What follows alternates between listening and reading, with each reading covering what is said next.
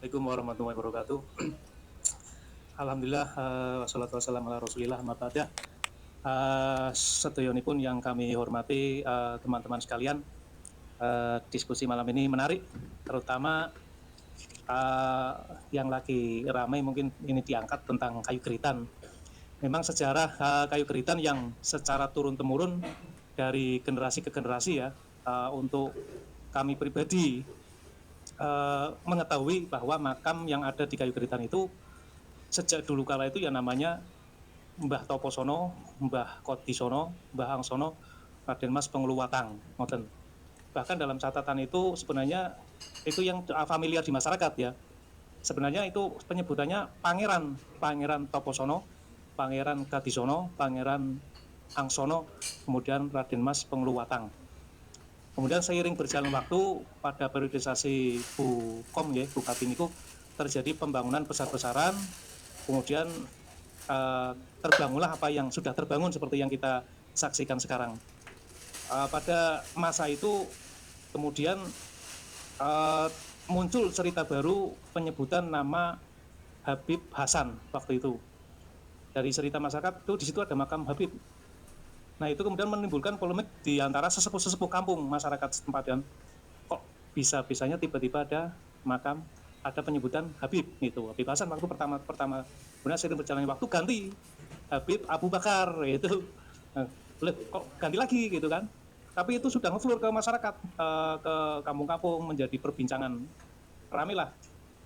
Tapi tidak ada kemudian yang berani speak up, protes atau bagaimana, cuman menjadi perbincangan kok bisa gitu. Sebenarnya enggak gitu kan. Dari kalangan ahli peziarah pun seperti kami ini, ya udah yang penting tetap kita untuk kaitannya dengan apa namanya kirim doa, tawasul dan sebagainya tetap ke Mbah Angsono dan sebagainya. Tetapi kok ternyata pada tahun-tahun berikutnya, nah ini kemudian muncul pemasangan papan nama Habib Abu Bakar. Pintu masuknya Nyun Sewu itu ke salah satu barangkali bisa disebut apa Muibin ya, sekarang sebutnya Muibin. Pintu masuknya ke situ satu orang saja. Nah, karena kebetulan di situ sedikit punya pengaruh, akhirnya papan itu berdiri tanpa kemudian sepengetahuan atau persetujuan masyarakat sesepuh ya, masyarakat sesepuh, kemudian juga Pak Kepala Desa juga tidak tahu dan tidak ada izin ke kelurahan. Itu akhirnya ini terkuak menjadi seperti ini. Kemudian terkait dengan apa namanya tutur tinular tersebut, memang saya pribadi itu basic suka ziarah gitu, suka ziarah. Jadi kemudian tidak terlalu mengamati waktu itu tipologi nisan, nisan seperti apa, ukir-ukirnya seperti apa, tahunnya berapa, tidak begitu mendalami. Akan tapi cerita-cerita yang apa namanya sering dipaparkan oleh sesepuh bahwa kayu geritan itu termasuk desa tua, kelurahan-kelurahan yang tua, tanah-tanah yang tua, ditandakan dengan salah satunya adalah adanya makam Pangeran Teposono tersebut. Pangeran Teposono itu ketika kemudian kemarin-kemarin kita menelisik, kemudian melihat tipologi nisan, kemudian kami diskusikan kebetulan dengan Pak Hadi dari Langkap, kebetulan beliau sedikit paham tentang maisan nisan. Ini dilihat, wah tipologinya ini Mataraman era barangkali ya Mataram awal gitu, Mataram awal. Kemudian itu di nisan yang pertama di Pangeran Teposono. Jadi makamnya kan ada 4, yang pokok utama di cungkup utama itu 4. Yang dari sebelah barat itu Pangeran Teposono, kemudian Kadisono, kemudian yang ketiga itu Angsono, kemudian yang keempat Raden Mas Penguluwatang. Itu yang tipologi nisan di Mbah Kadisono itu ada apa maisan tombak seperti tombak itu Mataram. Jadi jelas itu Mataram. Jadi sesepuh itu ketika ada pemberian nama baru itu sebenarnya tidak setuju. Tapi karena seperti yang tadi Kang Mason bilang, songko takdimi, wis honor wis sapa sing apa di sanjangke oleh beliaunya, kita iyakan. Meskipun dalam praktek ketika kita tahlilan dan sebagainya itu masyarakat masih tetap menggunakan yaitu ilah hadratinya khususnya tetap Mbah Toposono itu. Dan jarang sekali sesepuh yang ada di kayu geritan itu ketika mimpin tahlil, yasin dan sebagainya menyebut Habib itu tidak. Jadi masih tetap berpegang pada Toposono. Ini kaitannya dengan pembelajaran kepada generasi muda. generasi muda yang itu, oh berarti kan sudah tidak asing ketika sudah terdengar nama-nama tersebut. Nah ini yang menjadi persoalan itu orang-orang peziarah yang dari luar daerah Pak, yang dari luar daerah ketika melihat papan nama tersebut otomatis kan, oh berarti ini makam Habib gitu kan. Jadi ketika tawasul penyebutan ya makam Habib. Nah, tapi ya itu kita tidak bisa mencoba untuk mengubah bagaimana caranya ini. Ini kekuatan kita yang kita hadapi ini waktu itu adalah kekuatan yang sangat besar. Jadi tidak mungkin kemudian frontal berhadapan-hadapan. Dari masyarakat itu seperti yang waktu itu pemuda-pemuda itu nunggunya iki kapan jebluki itu nunggu. Jadi ini tuh sebenarnya momentum. Ya momentum ketika kemudian ada pembahasan tesis Kiai Imad dan sebagainya sampai sekarang proses perjuangannya Gus Abbas dan lain sebagainya, kami pribadi ngamati itu 2 tahun dan saya pribadi tidak pernah speak up masalah ini, tidak pernah berbicara masalah nasab, masalah itu, cuma ngamati di media-media sosial, di YouTube. Yes, pokoknya nge-like saja saya nggak berani Pak. Jadi cuma melihat, nonton, nggak komentar, nggak nge-like. Kita pengen cari dulu ini fenomena apa gitu kan. Tapi tetap untuk saya pribadi saya sambungkan dengan kejadian yang ada di Kayu Beritan. Ini kenapa kemudian berubah nama Habib itu. Nah, saya pribadi ketika mulai sangat tertarik ketika dari Mataram waktu itu Raden Sudibyo men-speak up masalah KRT Sumodiningrat waktu di UIN Sarjabaya itu kalau nggak salah ya. Itu serat kekancingan Keraton Yogyakarta dan Surakarta ini runtuh gara-gara KRT Sumodiningrat menjadi Habib itu. Udah mulai dari situ saya sadar itu. Wah, ini jajan yang terjadi di makam Pangeran Teposono ini. Seperti itu. Kalau kemarin pidatonya Gus Yahya itu menyebutnya instrumen itu sudah dipersiapkan sedemikian rupa, mulai dari perubahan nama leluhur, nama makam diganti, iya, download bukunya banyak sekali, sejarah bangsa Pangeran Diponegoro yang luar biasa menjadi rebutan marga masing-masing seperti itu. Nah itu kan tertarik. Nah kenapa kemudian kami pribadi tidak yakin di Kayu Beritan itu tidak ada makam Habib? Karena ketika kemudian mendengar bahwa proses kedatangan klan dari Yaman itu periodisasi setelah perang Diponegoro 1830 lah ya, ke atas 1833, 1835, 1838, 1888. Nah itu kemudian saya yakin bahwa di sini itu tidak mungkin itu ada makam Habib itu, karena dari literatur kami pribadi baik secara turun-temurun dari bapak, dari simbah, dari buyut, dari canggah. Jadi kami itu sudah generasi kelima yang ziarah ten mriku Mbah Teposono niku. Jadi ini tidak mungkin ketika era meninggal tahun 1835 ke atas, itu tidak mungkin. Karena ini zaman Mataraman, mulai dari Maisan itu, wah ini ada yang nggak beres ini gitu kan. Lah akhirnya mulai dari itu, setelah Raden Sudibyo ngomong itu, saya mulai speak up di kampung, di majelis tahlil, di majelis, udah saya ngobrol. Ini sudah tidak mungkin ini ada terjadi pembelokan. Masyarakat waktu itu abaya, masa seorang beliaunya, ya kan? Itu kan sudah kajian kasaf, waduh angel sih. Saya enggak, susah ini. Tapi tetap saya bahkan sampai yang Pak Kaji itu kenceng, udah ini kajian kasaf enggak bisa. Waduh angel, harus bagaimana caranya. Tapi tetap saya mencoba sedikit demi sedikit. Nah, kemudian mulai tertarik lagi ketika muncul podcastnya Bang Haji Roma, itu komplit dengan narasumber satu-satu, mulai dari Kiai Imad, kemudian siapa lagi, Dr. Sugeng, kemudian yang ketiga Prof yang filologi. Filologi itu luar biasa, mulai dari kajian DNA.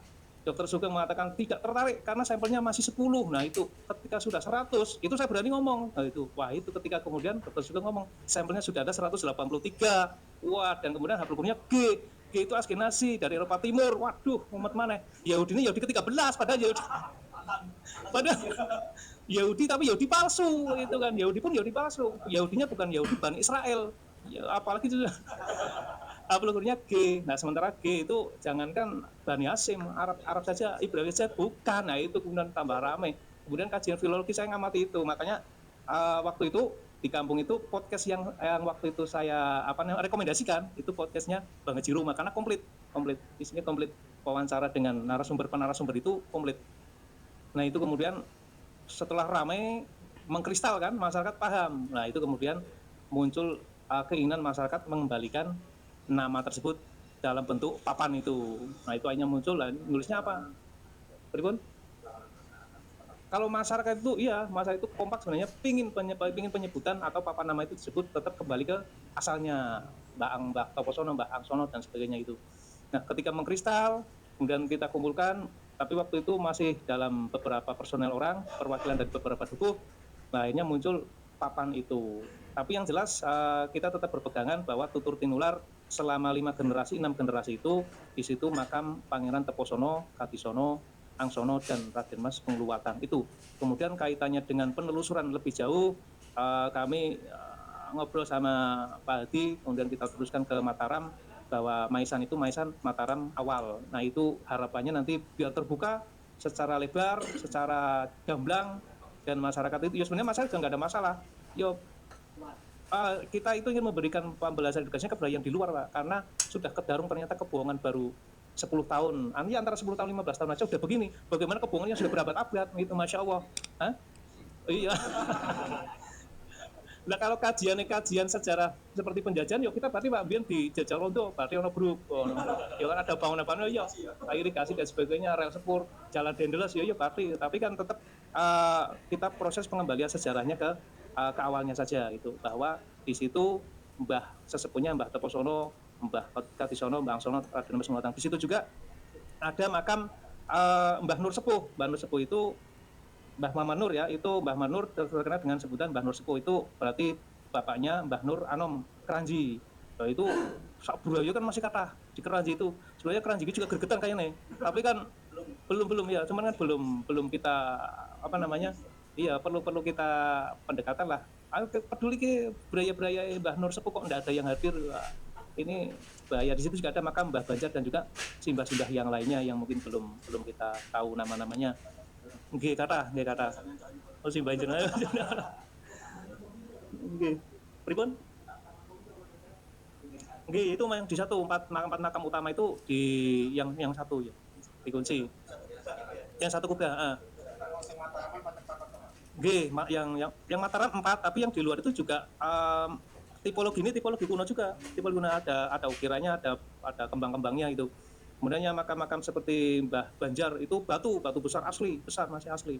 Dan yang lain yang di ring 1 itu kan ada semacam tembok pembatas seperti angka 9. Itu di lingkaran itu makam-makam nisan tua semua, makam nisan tua. Cuman ketika kemudian ada proses pembangunan itu dibuatkan nisan baru.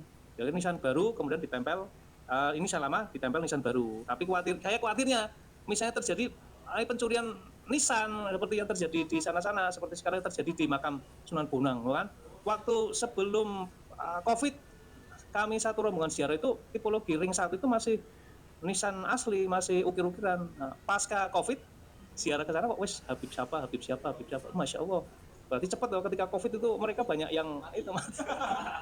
Nah itu Indonesia udah. Nah yang di Kayu Geritan ngoten di ring 1 itu ya masih ada tipologi yang kuno, yang lama, nisan-nisan lama. Tapi nanti kekhawatiran kami itu kan kita nggak tahu juga ya, ketika kemudian ini dikuasai oleh pihak sana, kita tidak tahu nanti pengelolaannya bagaimana.